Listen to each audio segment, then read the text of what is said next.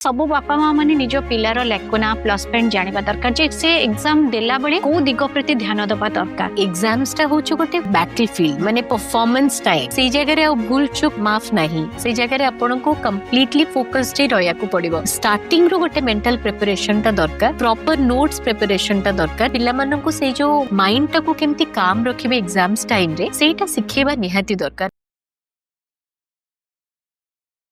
बालेश्वर संजय साहू लिखिछंती तांकर क्वेश्चन अछि परीक्षा समय रे पाठ पढ़ार शैली कौन रहिबा दरकार एवं परीक्षा देबा बेले कौन शैली रहिबा दरकार। एटा गोटे बहुत भलो क्वेश्चन जे गोटे सब दिनसर गोटे ट्रिक्स थाए गोटे प्रोसीजर थाए जेमती मु बहुत पढ़ी थाए बा जोटा जानी थिबी मु कंटिन्यूअसली ताको लेखि चले किंतु बहुत तत्तर हेकि लेखि मु भूल भी कर जाए बा छाड़ी जाए केतेबेले तो मु एग्जाम को गला मोर मन अच्छी मुझे मुंडिया मारबी मो बो सब से गोटे कथा कह जे स्थिर होकि लिखबू सब जानी बोली तरतर होकि लिखिकी सब छाड़ी दबुन जिते लिखि सारू कूल लिखबू सब सरला आउ थे ओभरलुक करू से अनुसार लिखबू। तो सेमती सब बापा माँ माने निज पिलार लेकुना प्लस पॉइंट जानिबा दरकार जे से एग्जाम देला बेले को दिग प्रति ध्यान दबा दरकार। तो सेथि प्रति बापा माँ कौन करियार अछि देखंतु जेमती तांको क्वेश्चन ता थिला if I am not wrong तो एग्जाम्स पूर्वरु केमती पढ़िबो। हाँ नहीं एग्जाम समय रे ही से लिखिचंती एग्जाम समय रे केमती पढ़िबो आ एग्जाम देला बळे माने लेखिला बळे केमतिया तमे रहिबा दरकार ट्रिक्स टा। अच्छा ओके देखंतु सबु बेले माने आमे एग्जाम्स टा होछु गोटे बैटल फील्ड माने परफॉर्मेंस टाइम माने आपण से जगह रे भूल चूक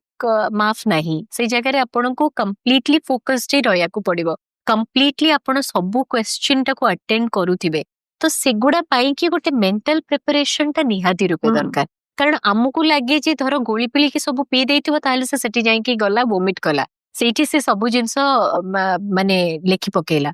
सेटा नुहे आगुरु गोटे स्टार्टिंग रो गोटे मेंटल प्रिपरेशन टा दरकार, प्रॉपर नोट्स प्रिपरेशन टा दरकार। जेमती आपण कहिले जे माने मु सब जानि थाए बोली मु बहुत जल्दी छाड़ी दे लिखि थाए तामाने गोटे पिला मानन को से जो गोटे माइंड टा को केमती काम रखिबे एग्जाम्स टाइम रे सेटा सिखेबा निहाती दरकार। आ सेति पई सब दिन धर गोटे माइंडफुल एक्सरसाइज पिला माने करि परिबे जेमती कि एवरीडे गोटे 5 मिनिट्स रो प्रॉपर गोटे माइंडफुल एक्सरसाइज जेमती ब्रीदिंग ऊपर ध्यान दबा। जस्ट पाठ पढुचनी घंटे जाए तापरे गोटे ब्रेक नेबे राइट धर गोटे स्ट्रेच रे पाठ पढ देले तापरे निजो को स्ट्रेच करिवे माने आटे स्ट्रेच पाठ पढ देचंदी तापरे निजो को स्ट्रेच करिवा दरकार। एगुडा बहुत छोट छोट हैबिट्स बट एगुडा को आमे धर मूलरू इनकलकेट करिथिबा पिला माने सेटा मूलरू प्रैक्टिस करिथिबे ताले सेटा कोन होय ना सेटा जेतेबेले रिजल्ट फील्ड रे सेटा जणा पड़े जे ए सॉरी माने परफॉर्मेंस फील्ड रे जणा पड़े जेतेबेले आपण बसिचंती एग्जाम्स दबा पई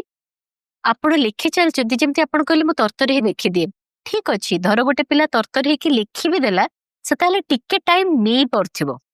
से प्रैक्टिस टा आगुरु हेइथिबो। आपण आगुरु मॉक टेस्ट देइथिबे आपण घरे सेटा प्रैक्टिस करथिबे जोटा पढे सेटा लेखिबा को पड़े कारण सेटा कोन करे ना आपण को रिलैक्स कर दिए। आपण आमे जेतेबेले गोटे जिंसटा जानि न थाउ सेतेबेले सेटा हमको डर दिए धर आमे जानि थाउ सेटा हमको रिलैक्स कर दिए। तो आपण धर बारंबार से प्रॉपर हैबिट टा डेवलप करथिबे जे मुद्रा जल्दी जल्दी लिखि देली हरि मु कोन छाड़ देली कि सेटा व्यक्ति व्यस्त कर दबो। तो सेटा को रोकिबा पई आपण धर जानि चंती जे मु व्यस्त हे गेले मु निजो को रिलैक्स केमती करि परिबी मु धर लिखि चलची टायर्ड फील कलेनी ताहाले मु निजो को केमती गोटे ब्रेक दे परिबी आपण धर सेटा जानि थिबे आपण ऑटोमेटिकली एग्जाम्स टाइम रे रिलैक्स रहिबे बिकॉज़ आपण सेटा बारंबार प्रैक्टिस करचंदी and right now it's the performance time. Okay तो परफॉर्मेंस टाइम पई कि निजो को मेंटली इमोशनली सबुआडू प्रिपेयर करिबा दरकार जे मु व्यतिव्यस्त हेबिनी मु मोर कामनेस रखिबी इम्पेशेंट हे जिबिनी